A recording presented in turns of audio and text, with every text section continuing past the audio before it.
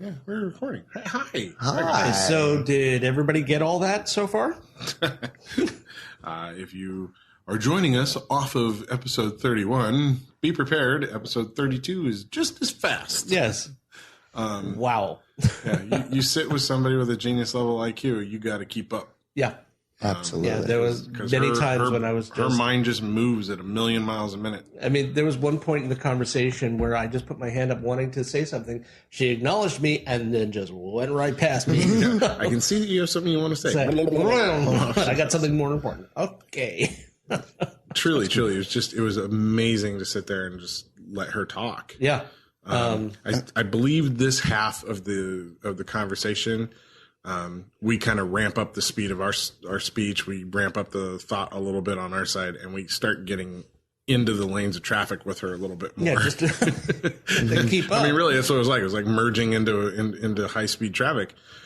You had to start thinking as fast as she was and keeping up, or you weren't going to get in to talk. Because, you know, if you can't keep up with her, she moves off to the next subject. Like, yeah.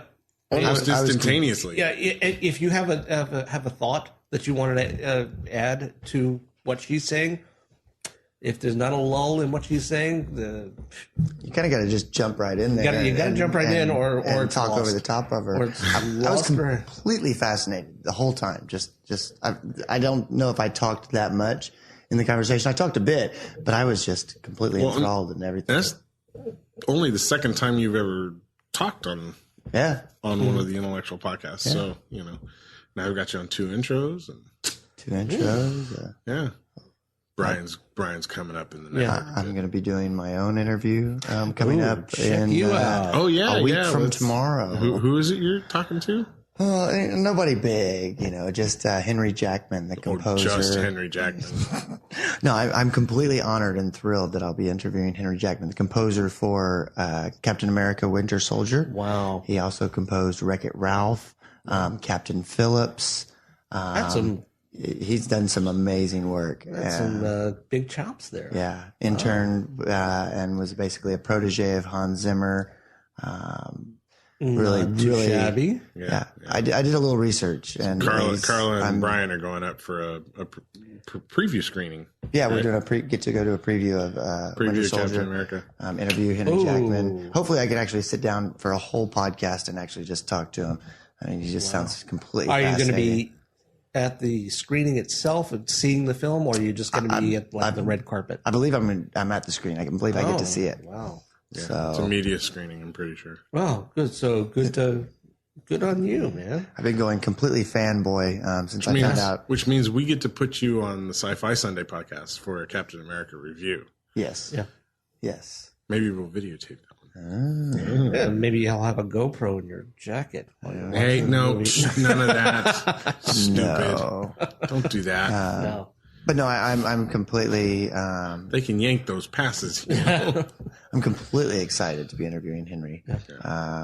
Totally great. Good for you. Yeah. Wreck-It Ralph is one of my favorite movies. We have the soundtrack, and so when she mentioned who the composer was, she said Henry Jackman. I'm like, I know that name. Why do I know that name? And I was thinking, and so I looked him up. I'm like, Wreck-It Ralph. We have that in the car, and that's one of Sean's favorite albums. Teresa plays it for him almost every day, and his name is on the credits on the name for the artist title. That's and it's cool. Really cool. Yeah, it's totally cool. Yeah. So we got that to look forward to, and for right now.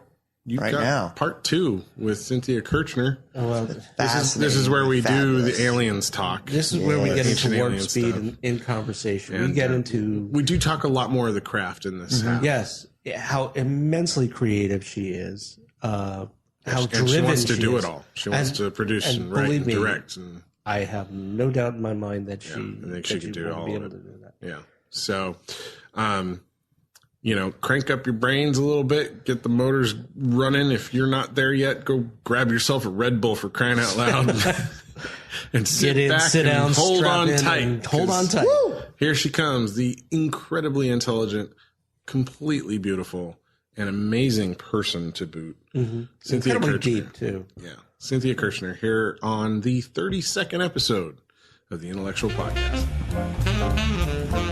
You're listening to The Intellectual Network at theintellectual.com. And now, The Intellectual Podcast. That, and white people don't have that. The same thing, like I'm actually Jewish. People don't know that about me. I'm half Jewish and Catholic, but I was brought up Jehovah's Witness and Methodist, and I went to every single thing. So I call myself my dad tried everything monotheistic. too. He's like, I want you to take a look at everything and then make a decision for yourself. So because I believe your faith should be about your own. Yeah, I believe in the Creator. So I believe we were created, and I believe that there's a Creator, and that whether that you want to call that God or Allah or Yahweh or Jezwa, whatever you want to call him, to me is the Creator. So I do believe in something, in a greater power, and that we were created. But I'm not actually sure I believe in just a specific religion. Mm-hmm. But I grew up with a lot of different ones. And anyway, I think I lost my train of thought with the sickle cell anemia. Oh, Tay-Sex is with Jewish people. So, and there's also inbreeding with that. You can't get Tay-Sex if you're not Jewish. It's just the way it is. So those are just a few examples of why it's actually good for us to actually mix with each other, like around the world. And I think that what's going to actually bring us together, believe it or not, I've been watching a lot of Ancient Aliens. I don't know if you guys know about that. Yes. So I believe that we're actually hybrids. I know this is going to sound crazy. I'm actually open to the possibility of everything unless it's been proven wrong. So there's laws and there's theories. Mm-hmm. So everything that's a theory, I'm like open to. And it's a law, then I believe it. When it's a law, it's a fact, and that's the way it's going to be. And we know there's gravity and stuff like that. But I'm open to the possibility that the Immaculate Conception is actually artificial insemination. I'm open to the fact that we're hybrids and that we're actually, even could be more than one alien race. I don't believe that we're actually from the Earth. I believe that if you were a very successful planet, this is great for all the Comic-Con people, they're going to love it. Very sci-fi. No, I feel like that if you were, suppose, we were a very successful planet and we had everything and we were doing space exploration and we found this planet that was habitable. I think that we would probably try to go there and spread the seed because we want to colonize. And so I believe that what was happening is that they found the planet, and these are all possible theories, that they found the planet and they thought, like, this is habitable. And what happened was every time they tried to set up a colony, it would die off. And so I think what they realized is that they needed to take a creature that was already existent, whether it be the apes or the gorillas, whatever it was, and they had genetic manipulation. And I feel like that they created a hybrid that it could live here. And that we're mixed with that. And that's actually why we all are one and we have consciousness. My dad would have loved talking to you. Really? Yeah. And so I think that's... No, I don't believe in Scientology. I don't know. That's a little... Sorry, Danny Masterson. But what it is I feel that we're hybrids of some sort. And I believe that's why we're all connected and we all one and we all are energy and energy is recyclable. And when we die, like our consciousness goes up there. And I believe that's why we always look out to the stars and to the skies, because that's where we're from. Well, I like to go with Carl Sagan's view that we're all star stuff. Yes. And at the core, we're all built of the exact same materials that the universe is comprised of. And we all come from the same place and the same energy. So in that way, we are all connected. We are. And I also feel like that's why different energies attract us and different elements and when we're born. And that's why astrology is important, all those different things. And I also feel like that's when we're going to be united as one, is when we actually do have another race, because we are the human race. Mm-hmm. And if that's like the only message I could get out today about, and I think this is probably something I'm probably gonna, my power does grow as an actor, I just really want to inform and educate, as I told you before. I would love to spread the message that we are the human race, that unity is so important. And unfortunately, I think the only time that we tend to unite is under tragedy. To September 11th, draw people together. Mm-hmm. Yeah, and it is always temporary. And I think what's going to happen eventually is that, all these different movies that we watch where we're attacked, that's the only time where I feel like we're going to get together and unite. And it's hard because we need practice, So it's hard. We're not going to, they're practicing. They're coming united. They're coming as a united force, and we're not. And I think that's the time when we're going to unite and realize we are the human race. And whether that's a hybrid race or whatever we are, we were created. And I believe that almost everything in the Bible is true. I feel like, all the things are true, but it's just not the way that we think it is. Yeah, it's the interpretation. Yeah. It's the interpretation. And that is personal to the person. Yeah, and that's why, like what they say, the Immaculate Conception is probably, artificial insemination. She was implanted with this child, and it's true. And Adam and Eve was true. And maybe the tree of consciousness was true. I feel like that a lot of times they wanted to leave us sort of not knowing where we're from so that we wouldn't try to get off. Yeah. That we would be happy here and think we're from here and think of this as our home. And I think that that's why we're always looking for that greater conscious and knowing, is because we know that there's so much more. We are really small and minute, but I think we were tested, like Jesus coming down. I really think it was the Son of God or the Son of the Creator. He really did try to send somebody here, and we messed up. He sent him here, and we killed him, and we're like, great, we're not going there anymore. You guys stay by yourselves. We're done with you. And that sounds more believable. We would mess it up. We would mess it up. No matter what's coming, we would mess it up. Yeah, so, I mean, those are kind of my messages, I think that I like to put out there is, just, I come from humble beginnings, and I'm all about sort of not thinking I'm better than anyone else, and I don't think anybody's better than me. And, I'm an actress because I like to be different, and I want to inform, educate, and inform and entertain. And one other thing that I'd like to leave you guys on, because I know I've been talking forever. This is going to be your longest podcast ever. No, you're not quite halfway to the longest one. Okay, good. I was just going to tell you guys something very interesting about me that also I think made me who I am today, and there's a couple things, is that I grew up as a smart one. When I grew up as a little girl, I was reading when I was 3, and I taught myself to read. My dad didn't read. Remember, I told you he only went to school till he was 8. So my dad's not that educated. He's very intelligent. Both my parents are very intelligent, but not very educated. And we did grow up in, I had the worst elementary school you could possibly imagine. Matter of fact, they cheated on the tests and everything, like, the standardized tests. Mm-hmm. And they hit me and made me pee my pants and all types of different stuff. And it's hard growing up in a public school in Brooklyn and I know the inferior education. So when people think that this is a race thing, they're so wrong. And when they think that, I'm from that low socioeconomic status that actually was neglected. I got free lunch and I was part of all the government programs. Thank you. Since she was too. I was part of all the government programs, and I do love seeing them work. And that's why I support a lot of that different stuff.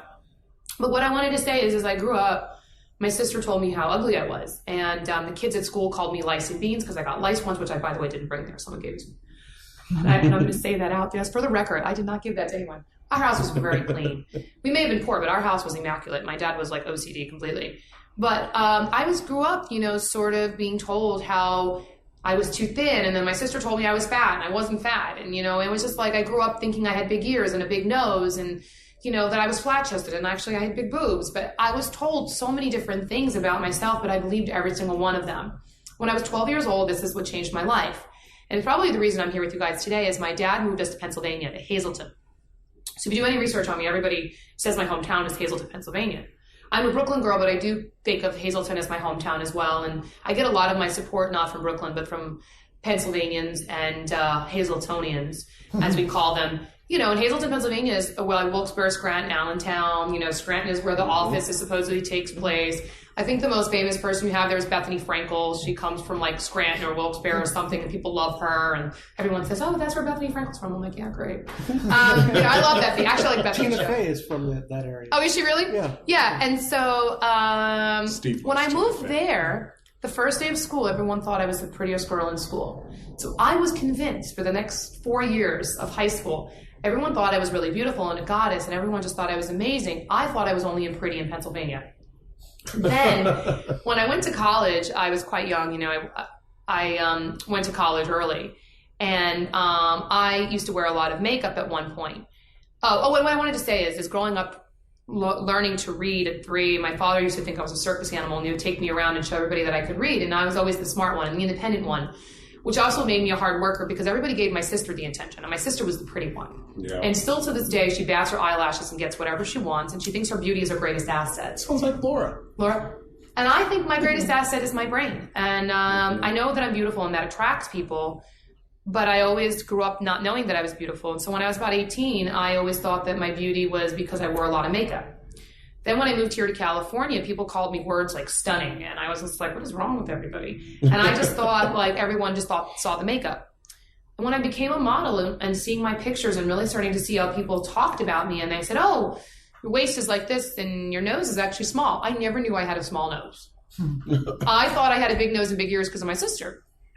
And, the message that I want to say with that is that I didn't grow up thinking that I was beautiful. And so I still have doubts about that at times. I always think it's smoke and mirrors and that you guys are seeing something else, or that you're thinking I'm beautiful because I'm shining through and it's my personality that's making me beautiful. It's funny how hard it is to drop those feelings you had as a child. They're not there. They're still there. It just forms you. And always there. Yeah, and that's why I need the positive affirmation, because I didn't get that. But I'm so happy that I was called the smart one, because I believe that beauty is not my greatest asset, but my greatest asset is my brain. And I do not try to manipulate anybody with my beauty. And I know that my beauty does get me a lot of places, though. I will say my beauty has given me a lot of opportunity, and I'm happy with that. And I think that's a gift. I think we all have gifts, and I use my gifts to not only just help myself, but to benefit the world. And that's ultimately what I want to do. And the guy that I'm dating now, I'm so happy that I found him. Because he wants to use his gifts to change the world, and he has a very positive light, and he wants to do the same thing. He wants to change the world. And I think that that's an important thing, because there's people that want to take over the world, and there's people that want to change the world. And I do not want to take over the world. I just want to do the most that I can while I'm here and learn the lessons that I need to learn and leave as much of a positive energy and force that I can. And so that maybe when I start my next life, which I do think that there is a next life, that I'm better off, and that I've somehow move further along, that I furthered civilization and the children that I want to have. I want to create the most amazing human beings possible. And I want them to be kind and loving and caring and really value and really trying to also be amazing human beings who want to make a difference. And it doesn't have to be about ego, and it doesn't have to be about yourself. I very rarely do things that benefit me. You know, I tend to really do things that sometimes mostly hurt me. You know, I really just want to help others. And I find the most joy giving than receiving. And people think that's a power thing too. My therapist says, you know, that it's because it's much easier to give than receive. Yeah. And I have a hard time taking a compliment. I have a hard time receiving gifts. And I'm always like, I always say to people, oh no, that's not necessary. But anyway, you know, that's what I kind of just really want people to know about me, is that I do come from a humble place. I do want to make a positive, you know, impact. And I really do. That's what my life purpose is. So my life purpose is that. My business purpose is, yes, to entertain, inform, educate, and inspire. But my life purpose is to make as a positive an impact and elevate civilization and unite us as the human race as much as I possibly can. And I think that that's why I'm here. I think those are my gifts. And I think that that's my life purpose. So, that's fantastic. I hope you guys, I hope everybody here has the same purpose. I really wish that everybody wanted to do the same things, because I think if we all felt that, we would be united.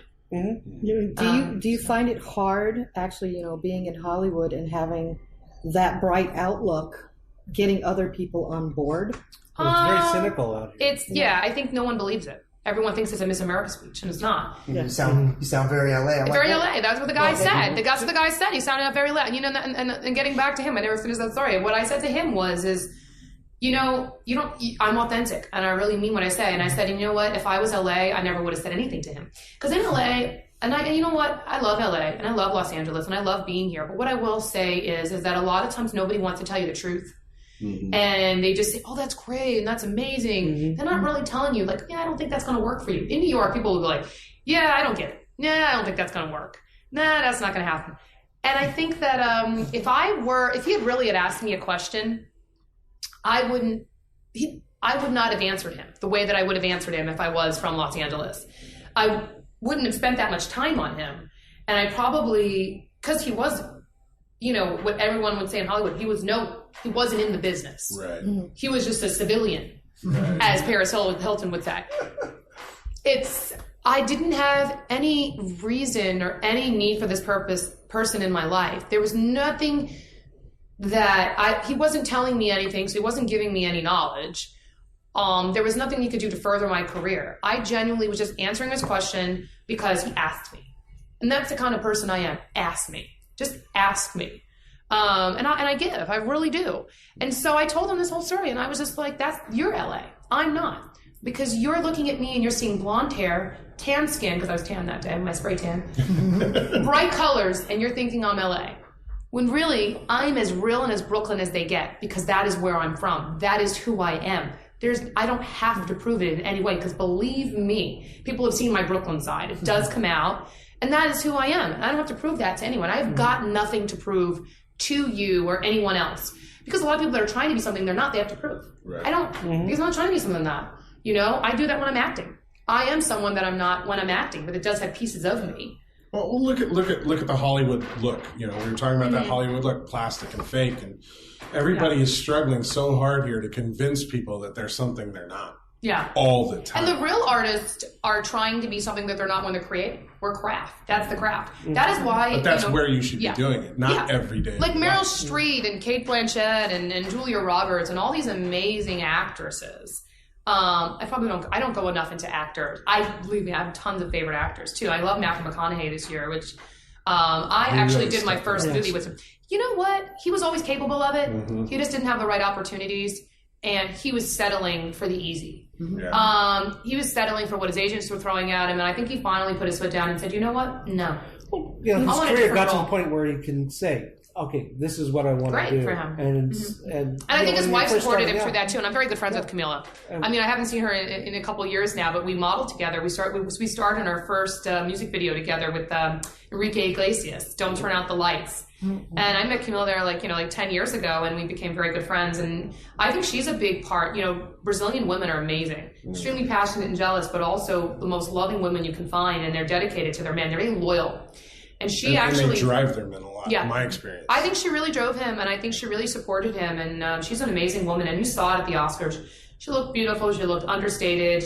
They have 3 children together now, I think. She's just popping them out, giving him a family, giving him something to work hard for. And I think that also changed Matthew, is when he realized that he had kids now.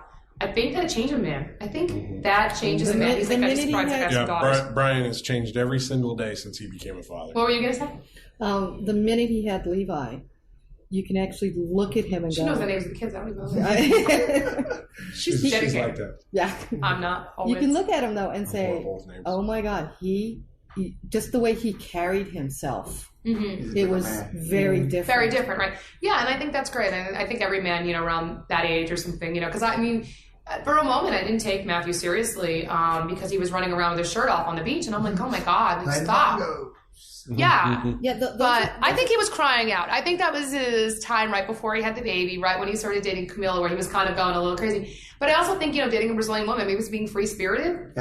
Yeah. She brought out the tropical in him. But, I think that he's the actor of the year. I think he may be one of him and Leo. Leo really doesn't get enough credit. I think he'll probably be the actor of our generation. Leo and him are going to grow, and I think they're going to be actors of our generation. We have a lot. Like Shia LaBeouf is amazing. There's so many really... Shia is really torpedoing himself, though. What does that mean? In what way? Well, he's behaving in a lot of ways in the public that... Is he really... You know what? I don't keep up with that stuff. Yeah, making a lot of people really, not... Question his... But Matthew did that too, remember now, when we're talking about what he was doing running crazy. What is he doing? Because I don't know. Okay, well, first... Why am I not up on my TMZ? Accused of plagiarism. He's accused of plagiarizing a script. Did he though? I believe so, and he apologized publicly, But he apologized publicly in a very odd way. Yes, and it turns out skywrote it over LA. Right, but he should have just took all his money and paid the guy off. I mean, really. The problem with his apology was that the apology was plagiarized as well. From some article from some magazine or something, and... Yeah. Well, what do they say? Plagiarism is the greatest form of flattery. Good artists create, great artists steal, but Oh, is that okay? But you know what? In acting school, they taught us to borrow. Yes. And imitation is a serious form of flattery, right? Yeah. Mm-hmm. Yeah, and so they taught us to borrow. We would never call it stealing. But not blatantly rip off and present it. No, I believe in giving credit where credit's due. That's another thing that I also stand a lot by. I will always give credit where credit's due, and people do that a lot with me. Russell Simmons is actually... I was talking about Ron about Russell. Russell, you owe me for all these pop in there. No, I think the reason that I keep talking about Russell is that Russell changed my life about 10 years ago, maybe 9 years ago, where he introduced me to yoga and ego and meditation. And he just came out with a book called Simple Meditation, which is around here somewhere. And he really changed me because I learned a lot about ego and learned a lot about the self and things like that. And he helped me a lot, and he furthered me along in my life purpose and finding out who I was in consciousness and all that stuff. And so I think he's good with that. So. What kind of yoga do you do? I do them all, but the yoga that I least like, Russell does to get fit, but I don't think he really does it for spiritual, is I don't like hot yoga. Mm-hmm. I'm really kind of against Bikram, only because I don't feel like anybody in there is really in there for the right reasons. They're in there to sweat and get fit. I'm into the yoga where we're chanting and we're meditating. I like vinyasa, and I like I'm into any form of yoga, like hatha, like that is where you're actually going and you're a yogi. I just like, it's not about the type of yoga, it's yogis. And I'm not into like the ones where you go and you're sweating and you're stretching further than you're supposed to go. I think you should honor your body in yoga. And I think it's about the thing. When you go in there, you're supposed to be honoring your body and being, getting closer, lubricating your joints and becoming healthier. And that's what it's about. But most people, when they do that hot yoga, that's not what they're trying to do. Right. And so I'm for every type of yoga except for the ones where there's not true yogis. So I think that's the thing. They just want to sweat away the pounds. Yeah. Yeah, and I don't do it for that purpose. I've never gone to yoga to sweat away the pounds. If anything, yoga doesn't really help me in that way. If you used yoga as your only workout, you'd be very soft. So you do need to do a little bit of lunges and some other stuff. Although there is other forms of yoga that will tighten you up. I mean, yogis have some of the best bodies, but they also eat appropriately. Russell's a vegan. And I did go vegan for a little while. I'm sort of like a pescatarian right now. But even eating fish is really hard because there's a lot of rumors that we're getting the radioactivity here in California from Japan. Yeah. It is possible. George and I ate a lot of fish in Japan. We're in trouble. And I also think that they also just found out that the smog that we have is coming from China. Yeah. And I believe that because if you really think about it, LA is not really an industrial city. Like, okay, we have cars and we have pollution, but so does every other state. I've watched LA's smog change over my lifetime. And when I was younger, there were a lot of diesel cars. There was a lot of local pollution, and we saw that kind of pollution in Manila. Oh my God! When we were there, it's thick, it's nasty, it's horrible. But all of the environmental acts that were pushed through in the '80s to clean the cars up and get the emissions down and low, you actually watched the smog diminish here in town. But then China's gone crazy with their industrial revolution of their own. And they don't try 10, to take out chemicals. They don't try to protect everybody. They just say wear a mask. Yeah, you're watching that smog level here rise again. And San Diego too, the smog level seems to be rising there too. And I can't figure out for the life of me why it's doing that. Because we don't have that kind of industrial thing. And most energy efficient cars in the world are here. We have a lot of vegetation. We have a lot of greens. I mean, it must be coming from somewhere. No, it makes sense now. And that also goes back to the human race, is that we realize how small the planet actually is and how much we affect each other. So when I saw that article, that's immediately what I thought. I was like, it's globalization. It is where we really realize that we are one and that what we do affects our neighbors. Even our neighbors that are across the ocean. Everything we do affects other people, and we cannot be the only country, which we're not, that are, taking precautions and doing environmentally friendly things. However, I believe that we can't do as much damage to the earth as we think we can. I agree with that. I think that the earth is much more powerful than us. I think that all the natural disasters are ways for the earth to cleanse themselves. Every time a civilization has been annihilated or eradicated, it's because the earth is cleansing itself. And cleansing is important. That's why death happens. You have to die. Death is inevitable. And it's also... the universe is creation, existence, necessary. And demolition. Over and over and over and over and over and over again. It's history repeats itself. It's a constant tug of war going back. We are not going to exist in this form on this planet forever. Whether we destroy ourselves, which in some ways the natural increase in our own intellect that allows us to create the mechanisms that lead to our extinction is just as valid a natural cause of our extinction as an asteroid hitting the planet. Either way, it happened naturally on its own. Yeah. It's going to happen. And we either leave the planet and grow somewhere else. Which is probably what another colony had done. Yeah. But we're going to have to leave the planet to keep growing because we can't keep growing here forever. Yeah. And I think we are extraterrestrials. I think we're part extraterrestrial. Because actually, if my theory that I said is true, which is not actually my theory, it's actually like from different ancient aliens that I put together. But if it is, so I'm not plagiarizing. I think there was a book my dad read when I was younger called Breaking the God Spell, and I think it has similar. Yeah, there's a lot of people that believe the same thing. Yeah. But I was going to say is that if it is, like I said, that we are hybrids, we were created here and we were created for this planet, so we are a little terrestrial. But what I was going to say is the other thing that's in ancient aliens is that the dinosaurs were not extinct. They were eradicated. That they actually were, that a bomb was actually like a nuclear bomb. They still find the radiation on the planet from that. They say that they were exterminated. Because if you think about it, if you're going to set up a human race, how can they exist with the dinosaurs? Yeah. But the dinosaurs were here. So what the ancient aliens theory, one of them is that they actually were exterminated. not extinct, and that it wasn't an asteroid, that it was actually a nuclear bomb. And that's why there was a dust cloud. There's enough radiation in an asteroid. Yeah, if you're It could have been anything. If you're a race that can get here from light years and light years away, but it's almost like it's a nothing flea to bomb. push an asteroid towards a planet. It's really like what that kind of yeah. I think that's what possibly happened. And the cockroaches, all these little bombs that you think you're buying from Raid did not. If the nuclear bomb that killed the dinosaurs didn't kill them, Raid is in big trouble. You're from Brooklyn, okay? You there are cockroaches. I actually grew up. You know what? I'm going to tell you a really gross story. I've had a roach crawl in my face. That's how poor I was, and that was in the Bronx. I had a roach crawl. I have a thing. I don't kill any insects, by the way. I actually will put them all outside. I even put a water bug outside once. But I will tell you, probably the creature or the insect that probably affects me the most is cockroaches. Yeah. And that's because when you're a 4-year-old and you have a cockroach cross your face, that is very upsetting. Yes. Yeah. We saw one in the Philippines. It was about the size of a business card. You want to see real big ones? Go to Florida. They're about this big with wings that will fly at you. Can't do it. And actually, I'm not I've had things land on me. I just don't do anything. I rescue bees from the pool. I think I'm on Baywatch half the time. I run around. No, it's no joke. I'm not even kidding. Do you run in slow motion out to the pool? A little bit. But I say, don't worry, I'm going to save you. And no one's here. And I have the little net. The only thing that's been killed in this house that upset me, and I actually didn't do it myself, was one time I went outside and I saw a black widow in the pool filter. And so my assistant's inside.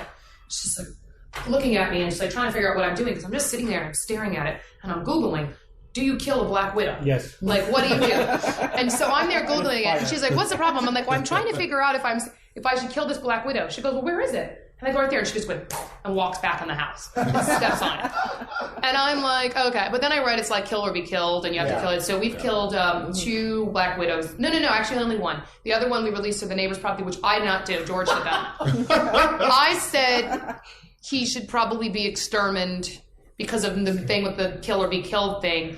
But we have a lot of black widows on this property. They never come in the house. We are we don't bother anything in this house. So if there's a spider crawling on the wall, I don't touch it. I may say hi, I leave it alone. Even if it's crawling on the wall right here, I wouldn't even, because I think house spiders are usually okay. Yeah. I've had a brown recluse that I did find in my sock drawer. That wasn't fun, and I did have to kill. Okay, yeah, that was the one I killed myself because no one was here, and I had to kill him. And I killed him with cleaning solution, which is my weapon of choice. I know, it's horrible. It's like, oh my god, that's chemical warfare.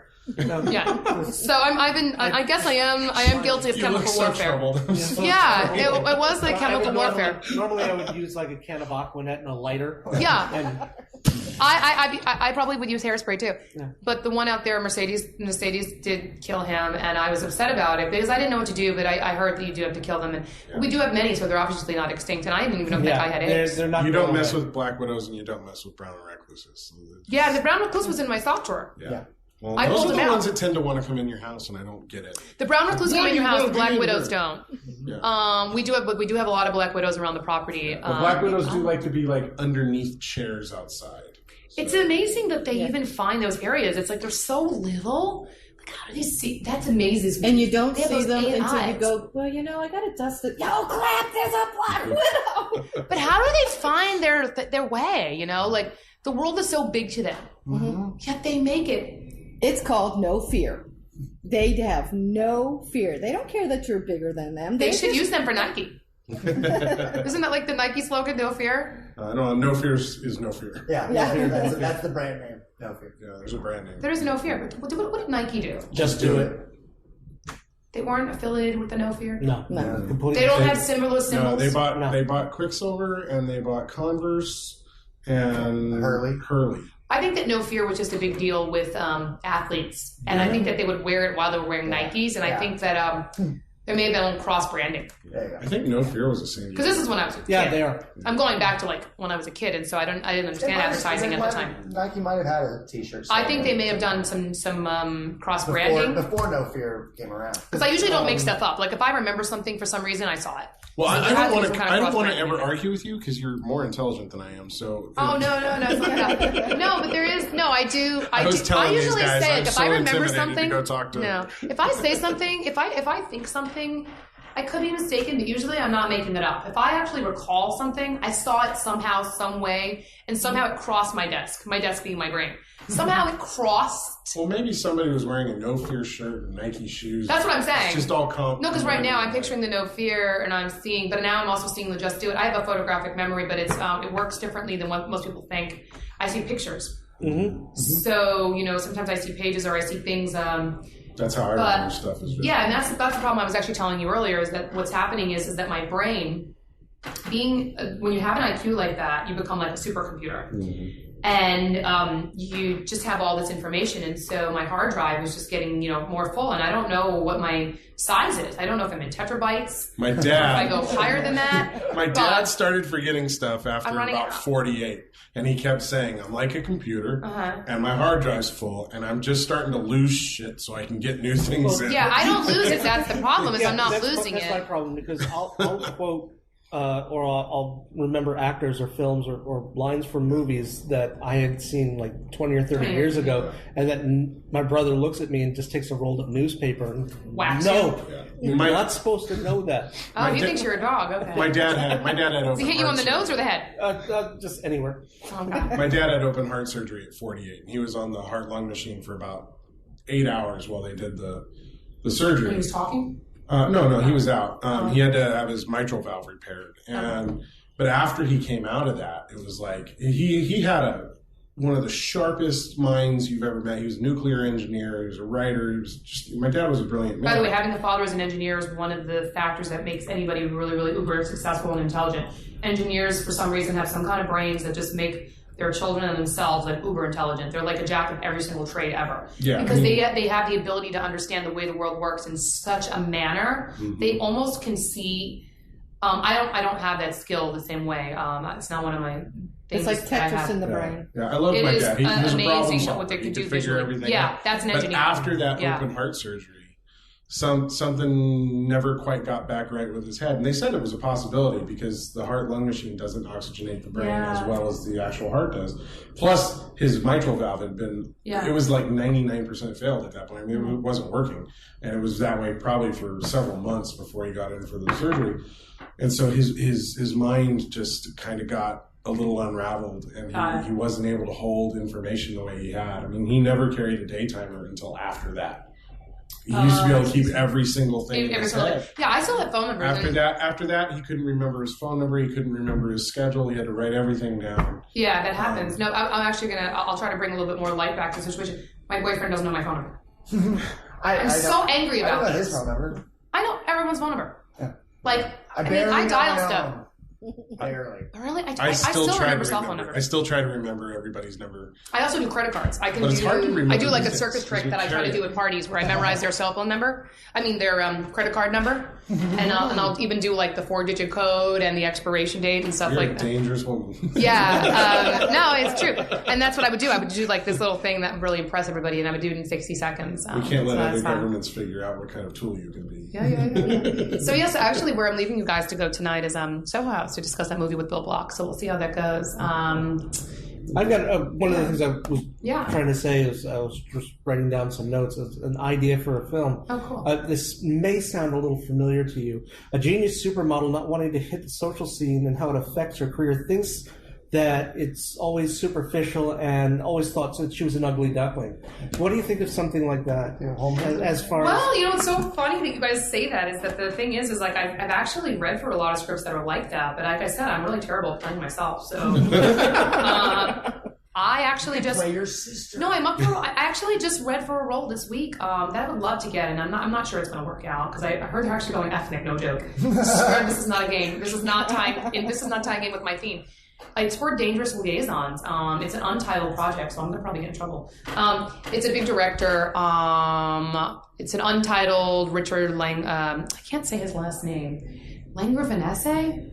Can anybody say that? Okay, good. So then I won't get in trouble. Anyway, its initials RL, and I can't say his last name. And they're casting for it. It's going to shoot in New York, and it's based on the woman that was like the 21-year-old virgin that was being lured, and there was people that were trying to hurt her and the whole thing. So it has a very like Dangerous Liaison face to it.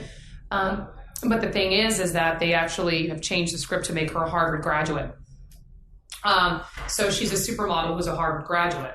So my agent's like, oh, this is perfect for you. This is right down your alley. And I'm like, yeah. I can't play me. Yeah. But the thing is like, I'm 27. And so I'm not 21. And I can play the character, but I just say to myself, I'm not upset. Like, I don't think they're going to cast me in the role, because why would you cast somebody my age when you can actually have somebody that is the age that you need? Like, even though there's no reason to force me to play that age, when they can get a girl that's just as talented to play it. 90210. At 21. Yeah, but see, that thing was everybody was the age. Do you know what I mean? Everybody was around the same age, and so they made each other look. They all were the same age, and so they all made each other look the same age. Right. Mostly, Brian Austin Green was the actual age he was supposed to be. I think Adriana was like the oldest one too. Gabby. But she also looked. Yeah, but she did. It made her look older though.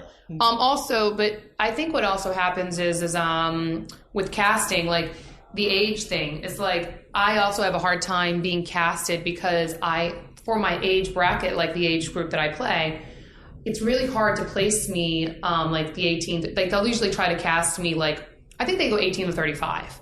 Thing is, I can't play a 35-year-old. I can, but if you have another 35-year-old woman in there, I'm going to make her look older because I look so young. It's because of my skin. I have very small pores and I look very pretty on film. And so I'm always looking younger. I like the finger quotes. The thing, no. Pretty. I have to make sure that gets on the podcast. No, but it's true. I think the problem is there, though, that you need better makeup artists. No, they can make me look old, but the thing is like, do I really want to play those roles anyway? To be honest with you, I get really offended when anybody even asks if I have kids. I'm like, what? Kids? I'm like, I'm a baby, leave me alone. I do get, I don't want to have to play older roles yet. I do. I wish that I could play younger roles but it's been taking so long. Weird in between age. I'm in the weird in between age. However, though there's a lot of great actresses. Like, Amy Smart is around my age bracket. We have Rachel McAdams is around my age bracket. There's plenty of movies. Scarlett Johansson. But what happens with these actresses is that they're not just fresh off the scene. Rachel McAdams is a little bit, but like Scarlett Johansson, she's been a child actress. A lot of these people have put their time in, and so I think that I would be further along. I'm going to go talk about another actress, January Jones. I was friends with when I was 18, and I went on to be a model when I was 19. And January went on to just continue her acting career. And she's older than me, so she started her modeling career younger, and she also finished her modeling career before me. But when I was 19 or 18, she was just starting off to be into her acting career. And that's why she has Mad Men and she's done so well, because she put her time in. Right. Mm-hmm. And if I would have kept acting, I think I would be in a different place right now and closer to where and it's not where I want to be, it's the films I want to do. Mm-hmm. The reason that I want to do Hollywood films and work on big films and work on these things is because I want to be able to work with the kind of caliber of an actor that I want to work with. And it's not just the caliber of the actor, it's the caliber of the crew, and it's the money we have to make the production. Right. I love to create something, and that's actually the reason why it's not about fame and money for me. It's about resources and the team that I get to work with. And I feel like when you're in this kind of realm, you get to work with the best of the best. And that's what I want to work with. I believe I work hard, and I feel like I give my best. And I'd like to work with other actors that want to give their best. And so that's the ultimate reason why I also want to do Hollywood films. Because people are like, well, and my English boyfriend that I was with, my ex, who was like, well, if you're a real actress, then, you would do this and you would do local theater. And I do local theater. And I've done local theater. But he said I would be happy with just doing local theater. No, I'm not happy just doing local theater because it's not far-reaching enough. Right. I can't inform, educate, and inspire 30,000 the same 30,000 people for the next life. I can't. I want to be an international global impact, and I want people to see my films because I want to be part of that. It's not an egotistical thing. It's a need. Yeah, it's a need to be global. It's a need to be universal. It's a need to get it out to as wide an audience as possible. So that is why I want to do Hollywood films, because people are like, well, just do theater. I love doing theater. And I would be very happy on Broadway or doing New York theater because people visit me. Mm-hmm. So it's actually great because then I can be mobile. But the only place you could do that is New York. I've done local LA theater, and I did it. New York or London. Yeah, New York or London. Those are the only times people will actually go see things. I think San Francisco too. Like you have your more cerebral people that will actually go to theater, but it's really hard to find that. And so it's the same circle of people. I would love what Scarlett Johansson did, which is where she played Cat on a Hot Tin Roof. oh, I love that role and I would love to play it on Broadway. And I think that is really my dream, is to, even starting off, is going back to the beginning. I would love to work my way, doing some independents and doing some Hollywood films and then going right back to theater. Well, James Franco was just on. James Franco, also Topher Grace did it. Jimmy Fallon the other night, and he's actually in a play right now. That's beautiful, and that's what I love to do. And that's the kind of actors that I respect. That's the kind of actor I want to be, and that's why I'm willing to put in my time. I'm going to give Hollywood a little bit more time. I will say it's not moving as fast as I would like, but I'm happy to give them more time and keep doing what I'm doing. So I don't think Hollywood moves as fast as most people would like. No, and it is all timing, and it is luck, and it is being in the right time at the right place, but it also is preparation. It's being prepared for the opportunity, and that's what made me a successful model, is I was prepared for the opportunity. And I'll tell you one little trick that I did to become a successful model, and it was acting. They do not want to hire American models. They want imported, they want, exotic. So, and they want Australian. They want Australian, they want Brazilian, they want Russian. So when I was actually in Europe, which is where I was booking these jobs, Italy and Paris and New York. I only did London, Italy, Paris, and New York, really. Never really modeled in LA, and even though my mother agency is here, I'm with New Model Management, and she started my career, but I started with Maryland, New York, and I'm Maryland, Paris, and, in Italy, I was working with Paolo Tomei. Those are the agencies I worked with. One of the things that I would do is I would pretend I was somebody else. So my mom is Swedish, my dad's German. So I'd say, Cynthia from Sweden. And I would show my book. But I wouldn't lie. I would say, they'd say, where are you from? I'm like, well, my mom is Swedish, my father's German, but I live in America. So my accent was fake, but everything else was completely that. No, and I wouldn't say, because I talk a lot, and so that wouldn't work. They hate models that talk. So what I would do is I would actually just say like a few words. Terry Richardson, I modeled just 6 months, Bruce Weber, Vincent Peters, I would just, as they were looking through my book, I'd go, they'd say, how long have you been modeling? I said, just 3 months. And they'd say, which was the truth.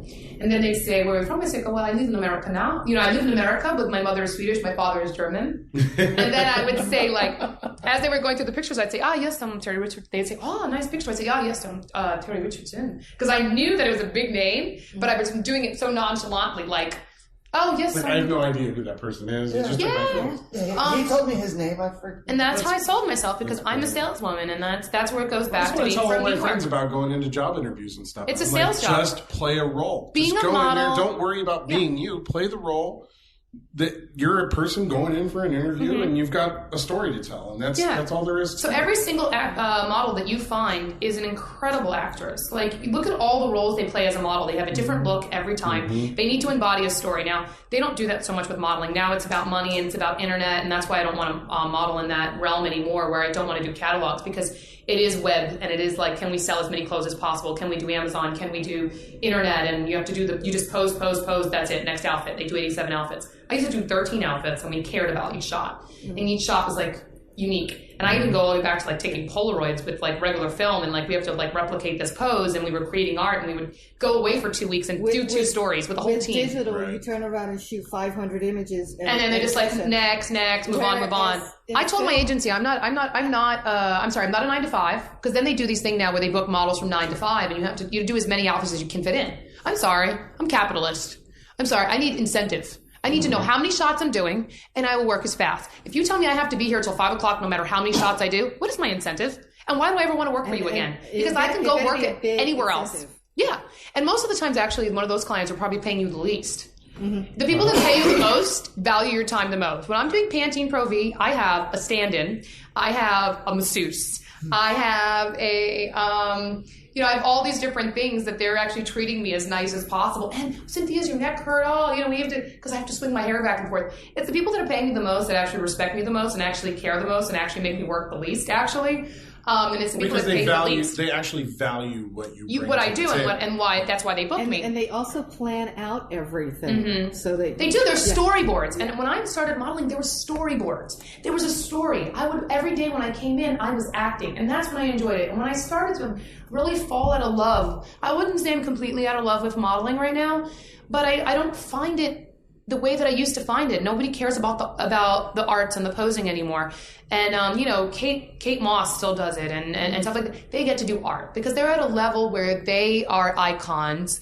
And I didn't reach that level as a model. And I don't have the ability to do what she does and convince people to do the type of modeling that I want. Yeah, I can get photographers that will shoot me and do that, but I don't find the thrill anymore of modeling where I'm doing age 7 outfits. I can do any job in this world. It does not need to be modeling, and that's why I don't really take those jobs on anymore, is because I want to create and I want to act and I want storyboards, and that's what I love about acting. They don't give you that story anymore. They put you in front of a white screen and show the front of the outfit, show the side of the outfit, show the back of the outfit. Thank you. You're done. Change your clothes. Yeah. So I'm kind of glad actually that I know we have to end soon, but I'm glad that I actually got to say that, because actually that shows people why I didn't want to be a model anymore. And it's almost like as I'm sitting here talking to you guys, I'm actually realizing things, which is great. But yeah, no, I think the reason I stopped. Sometimes it's nice to just sit with some strangers. Yeah, and talk about it. Stuff out. Well, you guys are really easy, and you let me talk, and that's great. And you make me feel like I'm surrounded by artists, and I feel like you guys understand me and get me. And I see when I'm talking, like I see light bulbs going off in you guys' heads, and I see smiles. Thank you so much for saying that, because that's exactly what we want from the shows we put. Yeah, no, I see you guys thinking like, yeah, and I look at you guys and I said, oh my God, they're agreeing with what I'm saying. And when people are agreeing with what I'm saying, I keep going. And we're also a diverse group of people. Yeah, everybody here, and it does something different. And I feel like before when I went to theater school, I just thought I could be an actress. Then I went to film school. And in film school, I realized that I could also write, direct, and produce. So my dream as in this business is also to successfully write, produce, act, and direct in one film. And I think it's very possible. And I think that's probably my what I would like to do the most when it comes to like making a film. And I believe it's very possible. Like I feel like that. A lot of people do produce a lot of what they want because they can't get people to make the movies that they want them to make. And unfortunately, I don't have enough money, because I'm an actress now. I'm not making any more model money. I've been living off my model money for God knows how long here. I mean, you guys are here in this beautiful house, which is lucky thanks to being a model, but this is not actor money yet. And so I constantly am putting all my money into my acting, and I haven't been making a profit at all because everything goes into being successful as an actress, even like all the red carpet stuff that I have to do. I mean, the cost for hair and makeup and styling and everything that needs to go into all of that. That's why you find a lot of these actors, going bankrupt and having a lot of issues because it costs a lot. Well, Hollywood costs a lot. That's what's going on with us for the podcast. We don't make any money on the podcast, and we've been growing it out and coming out and doing red carpet events. We started this podcast about 8 months ago, the network, and only in the last 3 months have we started going to red carpets and sitting down and doing interviews. You guys are now realizing you can actually find talent that you like and people you want to talk to. Yeah, it's great, but it costs money. It does. Even for you guys to be here, this is actually I think the most valuable thing, the most expensive thing is your time. Right. Yeah. All your time is valuable. You guys are all here on your Sunday. And I don't know about you, I actually like my weekends to myself. I like to sit in my Hello Kitty pajamas and, do some thing like reading or, I actually like to play Nancy Drew, which is a crazy thing. Nobody knows that. But Nancy Drew has kept me out of so much trouble because it takes days to beat each game because there's a lot of puzzles and stuff. And I actually used to be in my Paris bed in the model apartment in a bunk bed playing Nancy Drew while everybody was out partying. And actually the girl I mean when I married Bill Block, Eugenia, she and I were like the girls that were home reading, and I'll tell you, I mean, it changed. It really shows where we are now and where we are in our careers and where we are in our lives because we were the good girls. We didn't drink, we didn't smoke, we didn't party, we didn't do drugs. The only drug I did have though was the sour belts because sugar is a drug. So I would be there playing Nancy Drew, and even now when I play Nancy Drew, I'm like, I need a sour belt, and I have a whole closet full of sour belts, but I'm on this 40-day thing, and I can't eat them. Do you guys know what the sour belts are? The sour belts and the sour straws? Yeah. I'll show them to you guys on the way out. No, not Fun Dip. I have an actual case of them. I'll show them to you guys. And no, they're just like sour belts and sour straws, and I used to just sit in my bed, and my boyfriend at the time used to send them to me in a care package. And there was just a big bag of these sour belts that I had, and I played Nancy Drew on the sour belts. So I'm up on the sugar, like 3 o'clock in the morning. But I've played 26 Nancy Drew games, and it's taken me, 10 years to play these games. So Nancy Drew has kept me out of a lot of trouble, and that's what I actually enjoy doing. I like playing word games, brain games. I'm really great at Scrabble, but I don't like to leave the house because I'm actually an introvert, believe it or not. Mm-hmm. And most people with the IQ that I have are introverts, but I have an extrovert persona. Do you play Words with Friends? I don't play Words with Friends anymore because I was beating everybody and it got really crazy. And everybody was like, "Okay, I'm cheating." Well, I am addicted to Words with Friends. It's about the only video game I'll play on my phone. Yeah. What about crossword puzzles? I love crossword puzzles. I don't have any here though, but I play crossword puzzles on the plane when I can't put my electronic devices on. You can get an app for the New York Times. You can. I don't have that much time on my hands, to be honest with you guys. I don't recreationally read either. All the stuff that I read is some kind of knowledge base. It's a little bit extreme.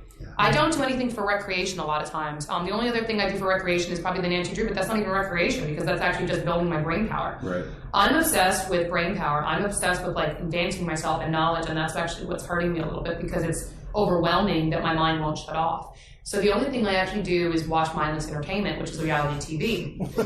Right now I'm watching Love and Hip Hop because my boyfriend's in music and he keeps telling me to stop because he comes home and I'm like, I know exactly what you were doing. I know exactly where you were. He's like, Love and Hip Hop again? I go, don't you undermine me. Who are you seeing at the studio? Are you messing around with one of your artists? Love and Hip Hop is very serious about that. And then I watch Toddlers and Tiaras and all this stuff. And the only thing I don't watch, and no offense, I love Kim Kardashian, and she's actually married to Kanye West, and they just got this deal with Rock Nation, so I'm sure I'm going to be hanging out with Kim in the future. So, but I don't watch the Kardashians, only because it's just LA life, and it's so similar to what I do, and that's what I'm trying to escape. Right. So it's not that I don't love the show or love them. I actually think I love her. I think if you know what, here's no one ever says anything nice about Kim. Here's what I'll say about Kim. You've never heard her say anything bad. Have you ever seen Kim get upset with the paparazzi? Have you ever seen her be angry? And let me tell you, it is damn hard. Yeah. It is damn hard to be perfect all the time. She freaking does it. You do not see her partying. You do not see, she may have a sex tape, but you can't blame her on 10 years ago or something. Yeah, she was a child and but as a woman, Kim may be people may be against Kim because of the way she makes her money and they feel like she's talentless, but I don't think so. I think she's a beautiful person. On the inside and out. She's gorgeous. Whether it's a real beauty on the exterior, it doesn't matter. I love looking at her. I think she's beautiful. It's like Beyonce, too. Actually, my favorite is Jennifer Lopez. I can't stop looking at Jennifer Lopez. I'm watching American Idol. I don't like the talent on American Idol right now. No, I think it's actually I think it could. They've had better years. But I at least love the judges this year. I love the judges this year. Yeah. And, a lot of people were like, well, why is, Conn Jr. in there? Actually, he's probably the most technically brilliant. Yeah, there. And he has a lot to say. And Jennifer, I love her beauty. I just can't stop looking at her. And it's what it is? It's from the inside. And she's a mother now. She makes you feel good. Because she's a mom. She's a mom now. Because she's a mom now. But what I will say is, Jennifer came from the bottom and she worked her way to the top and she deserves every bit of success that she had. And that's how I feel about Kim, is that Kim... I have never seen her in a bad mood. I've only seen her be raw and real and really be who she is.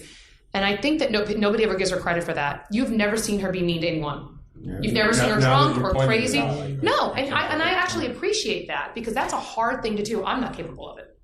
I have a little bit of road rage. I'm from New York. I don't have time for nonsense. I have very big fights with customer service. They will definitely have me on TMZ doing something and yelling at someone at some point, which is another reason why I don't want to be in the tabloids, because I promise you I will be the least perfect star they've ever had. Yeah. Because I have my moments, especially 1 week a month. I have very little patience for almost everyone, including myself. So, that's how I feel about Kim. And I was just going to say I just don't watch the show only because that's one of the reality shows I don't watch. I don't watch The Hills or anything like that. Anything that's sort of related to my business, I don't watch. But I'm not Love and Hip Hop. I like that. It's not my life. Toddlers and Tiaras, I'm not. But anyway, I guess I should probably wrap it up with you guys. Do you guys have any last questions? Because I have to be at Soho House in about 25 minutes. And I'm not wearing this. I just want to say, if you want to come down and make a 48-hour film with us this summer, we're totally I am officially signed on. So now this is your contract. I am officially signed on, and that's actually the stuff I live for. That's not even like a favor to you guys. It's a favor to me that you can be part of it because it's fun. It's an amazing experience. Yeah, believe me, I never get paid to do what I do with this. What I love, and so I'm so happy to get down and do that. That's like a local theater, And these guys will stretch you. They will stretch you. I know. I get it. But it's nice being, what I would also say is unenjoyable is when actors think that they're better than other actors, and you work with people and they're immediately like expecting you to be bad and wanting to like. I don't like that. So I hope there's nobody like that at the 48 Hour Festival where we're like, oh, well, you don't want to do it like that. And you know what I do to them? You can't put me on your team. We're honest. We'll be like, yeah, it didn't really work. Can you try to dip? We're not going to be mean to you. But we'll be like, I might sound mean. No, but sometimes I think acting is subjective for the most part. Look, you can tell when something's real and when something's not. And when something's truthful and when something's not truthful. But sometimes people say, oh, I didn't find that believable. Right. Yeah. Like, I had my coach here the other day. Sometimes I do acting coaches when I'm putting stuff on tape for different things, just because you only have a day. And a lot of times you can be right on. Most of the times when I'm working with coaches, I'm usually right point on, and sometimes I don't agree with what they say, and sometimes I'm like, oh great, you found enough color that I couldn't find or something like that. But when every once in a while I'll just say, yeah, I didn't believe that. And I said, you want to know what? I don't care, it's wrong. Because I felt it.